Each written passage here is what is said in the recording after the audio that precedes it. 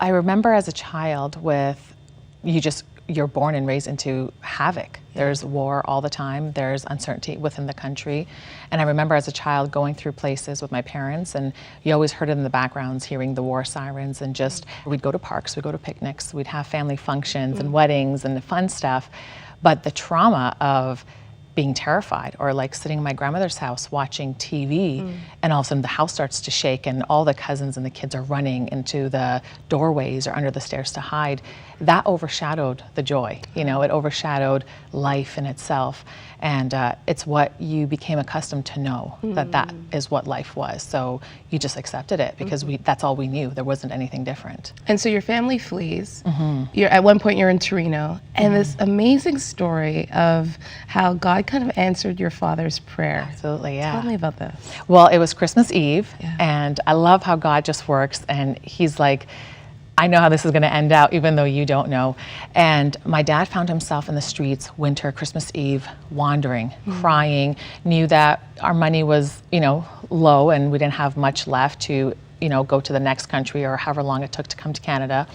But we needed a visa and we didn't have the visa. And every day he would go to the embassy to get the visa, and every day he was denied.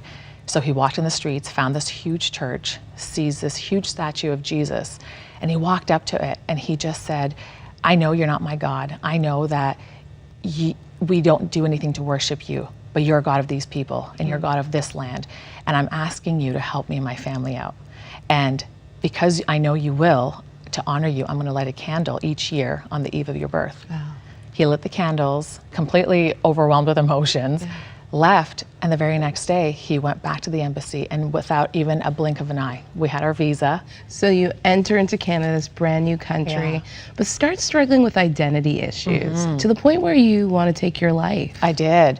It was hard. I felt like a black sheep growing up. I felt like I didn't belong within my own family. And it wasn't because I didn't feel loved or I wasn't loved, but I was different. I always tell people I was more Canadianized. My sister and my brother wanted to hold on to our traditional roots, to be Persian, to practice our faith, which was fine. But for me, all my friends, like they went to Persian school. I never did. I wanted to stay in, the playground or go out with my friends and have fun.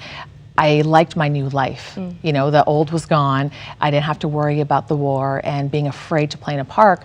And so I struggled with, how come everybody wants me to be this way, but I don't feel like I belong. I feel like I don't even belong in my family. I feel like I was meant to be somewhere different or live a different life.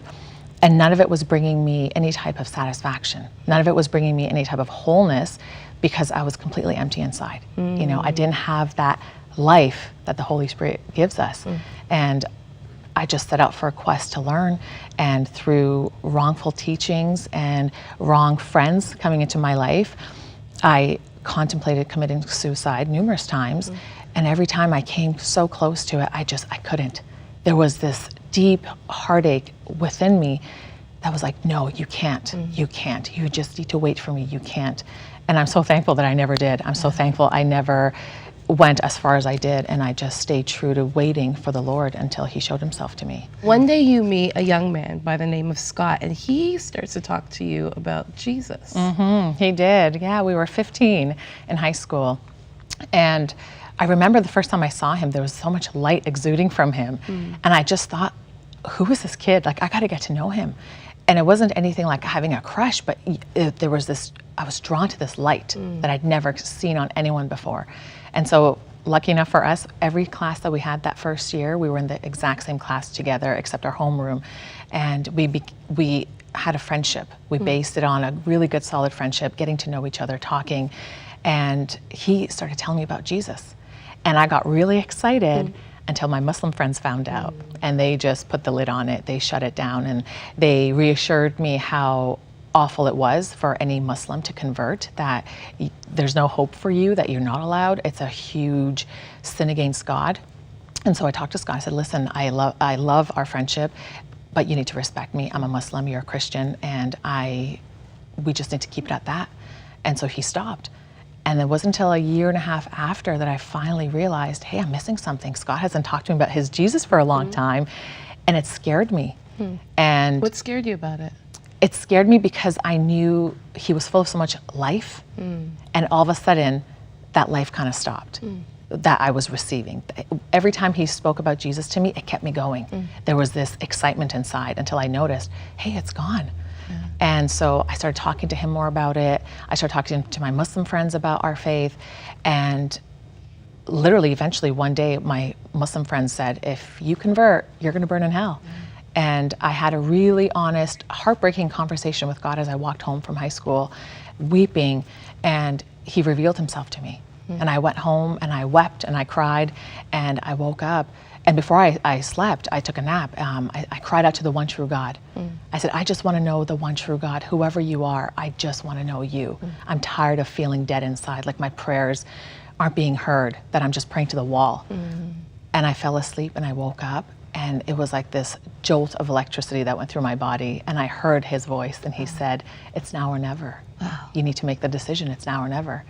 And I called Scott and we had a quick conversation. He thought I was pranking him because we love playing practical jokes on each other. But I convinced him, like, no, this is serious. I really want to do this. I've made up my mind. And the very next day at school, we walked into a forested area, and I gave my life to Christ then. And it was the most incredible day of my life. It really was. And you knew that this would be at a huge cost, that your family would not be happy. Tell us about dinner time and what would happen once your family knew that you were a Christian. Yeah, well, it became really difficult. And back then, I didn't realize how much it would hurt my parents. Being a parent now, I can understand as I'm in their shoes. But they would have dinner together, my parents with my siblings, and I wasn't allowed to sit with them. So I would wait till they were finished having dinner. And when they were done eating dinner and the table was cleared, I'd go in the kitchen, and whatever leftovers there were, I'd The sit leftovers? there. The leftovers, yeah. I'd sit there and I'd eat it. And it wasn't because they were mean. I understand that part. They were just so broken. They were so hurt. They thought I had completely gone behind their back, which I had. My dad had said, I wish you would talk to me about this. I would have helped you. I would have taken you to classes and taught you about the Quran and what Islam really is about.